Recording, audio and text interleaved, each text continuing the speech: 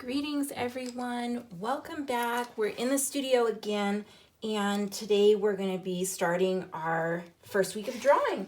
So we're looking at line, which is the very first element of art that we would want to work with. And when we start in on line, we want to start with gestured drawings. So what are we doing when we're making a gesture drawing? Well, we're familiarizing ourselves with our subject matter and we're training our eye and our hand to work together. So that wonderful adage of hand-eye coordination. This is actually an example of what it is that you're going to be doing for your assignment. So I would like for the demonstrations to be exemplary of what I'm looking for in your homework. That way you've got an idea of how you want to work through it. So on this first page, I have 5 subjects. And what I'm doing is I'm choosing objects from home. So I'm in my studio, I have a tube of paint. I also have a rotary cutter for fabric. I've got a spool of thread and I've got my palette knife and I have a poofy, nice, fluffy brush.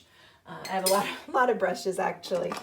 So those were the items that I chose for these first 5 drawings. So I had 5 real tangible objects to observe, and I've created 5 separate drawings. Is to look at the scale. So the size of this, the life size of this, and the drawing is larger.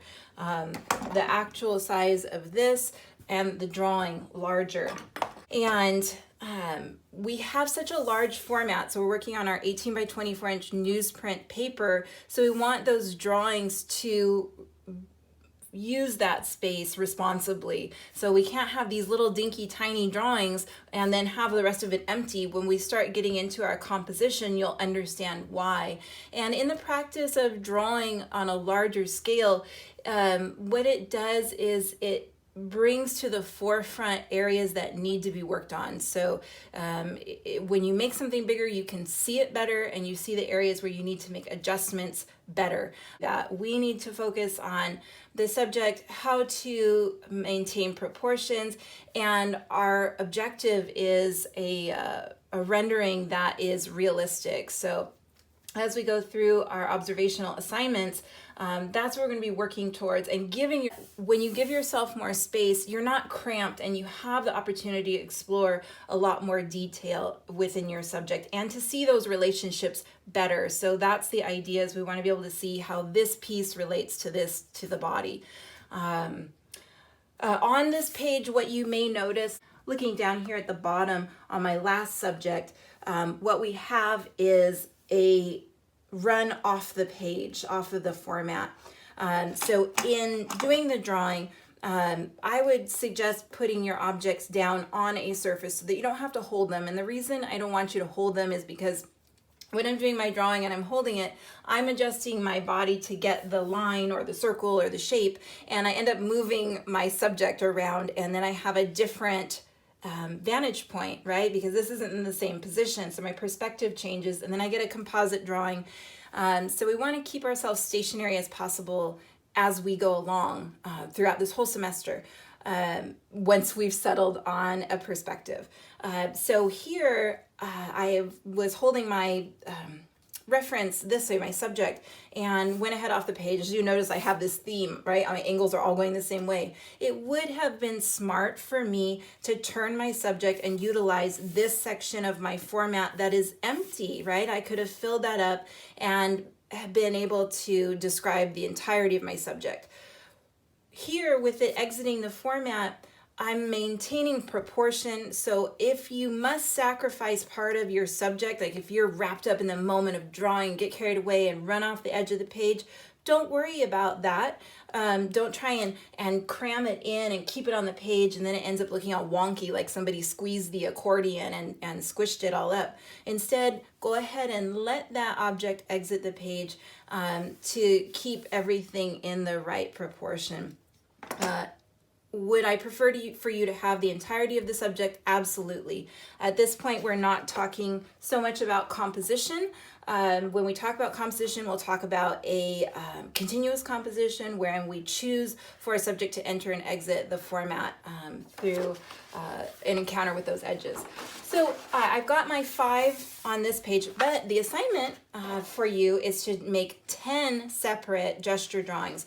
So what we're going to do is we're going to utilize 2 sheets of the newsprint. One sheet will contain 5 of those gesture drawings, and then the other sheet, you guessed it, is going to have 5 more. So I'm using my 2B pencil, my graphite pencil, and I'm going to go ahead and get started with my next set of subjects. So as we're going along, what you would have seen in our presentation is that I want you to, presentation as well as the homework assignment. We're looking for quick drawings, right? We're familiarizing ourselves with the subject, and we're understanding more about it, and we're also getting used to how we're holding our drawing implements. So that, along with the hand-eye coordination, might seem kind of funky to you or silly, I don't know. We're figuring out how we like to hold our drawing implement, and we're also getting used to within that new body mechanics. So the best way to obtain an accurate shape is by utilizing the full arm from the shoulder all the way through the elbow and down to the hand. When we restrain ourselves or constrain to the wrist and just working here, everything is really tight. We have the best opportunity to achieve that accuracy when working from that whole arm. So we utilize as best we can. The other thing that as we go along, you might notice, man, Miss Dees, your drawing is really messy. Well, this is preparatory work. So this is the scaffolding that I build on, right? This is meant to get you to be familiar with your subject. This isn't the stopping point overall. So we would and will use this as our beginning station, and then we're going to build on top of that and refine the drawing. So it doesn't need to go through a huge refinement stage at this point. What we want to do is we want to have all the parts to the whole. We want to be looking at their size, their height and width in relationship to one another. And we would like to start thinking about how we're using our body to get those shapes. So there's one. All right, here's another. So I'll go ahead, and when we begin, I always like to choose something that I can make heads or tails of really quickly. So the opening for these scissors, for example, is where my eye goes to first, and I can see it really clearly. It's not a complex subject, so I can see most everything really clearly. But that's how I choose where I start.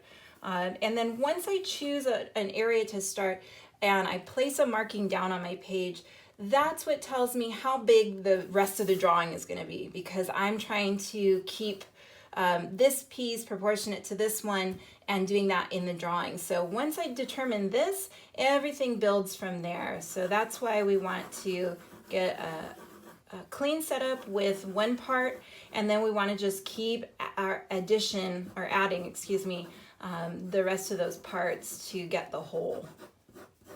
And one thing about the gesture drawings that I hope you really internalize is that they're quick. So you can see the frenzy, right? A myriad of marks, very energetic, gestural, if you will, and overlapping. So it's okay to have those multiple lines. That's how I'm getting to the point of being able to determine the ones that I want, and in my refinement process, then I'll choose those and erase the rest, because I'm not coming in and carving into the paper where I can't get rid of it. This is an additive and subtractive medium, the graphite, as well as your charcoal. So I have that latitude that I can move and adjust. So the quickness, I can maintain a fluidity by having those multiple markings. Do you have to? No, you don't have to. It might not be the way that you like to work, but I'd give it a shot.